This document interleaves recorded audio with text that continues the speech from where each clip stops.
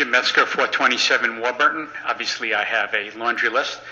The fence is a non-starter. I believe code says 42-inch high is what we're required to have.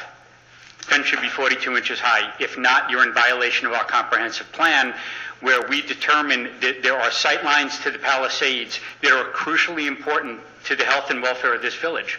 That bridge is probably the single best view of the Palisades anybody's ever going to have who doesn't live in a building that has a view of the Palisades. And for you to come in, and first of all, thank you for wanting to repair our bridge. But I got to say, it's my livelihood. I got to say, and I appreciate that. Efficiently. As someone who went to Cornell back in the day when they didn't have the chain link fence, and I went back to Cornell last year, the chain link fence, in my opinion, is an abomination. Now, I understand that people commit suicide. I also understand that more people have committed suicide with handguns than have been killed in all the wars that we've had. We're not going to prevent suicides. So the idea of coming in and saying we're going to prevent a suicide, I don't know how many have happened in the last 30 or 40 years. We've talked about 2.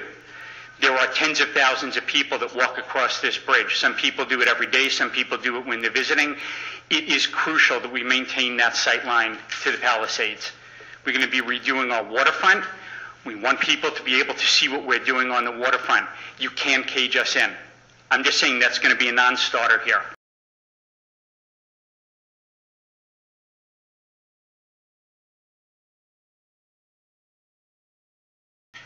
I also don't quite understand why we're now being presented with this project sort of in whole cloth, and we're kind of arguing about the details, why we didn't have this kind of meeting prior to you doing all of this design work.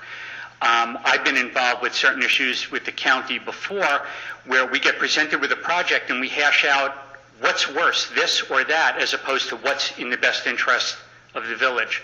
I don't quite understand why we're not looking at a prefab situation where we could crane in sections of a bridge and be done with this in 6 months.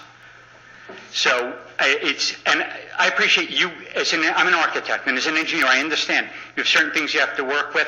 I'm just saying that's an answer that I would like to get more detail on.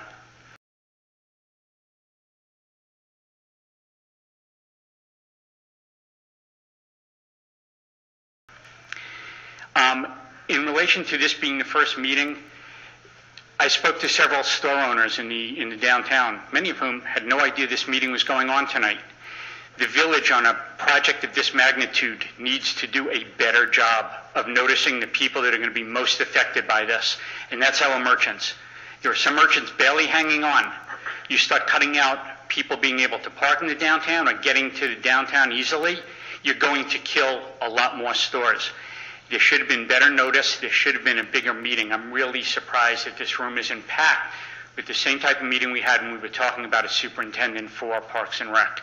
It's really, it's not right that this is the way this meeting is happening. We should go through this again with a much bigger group of people.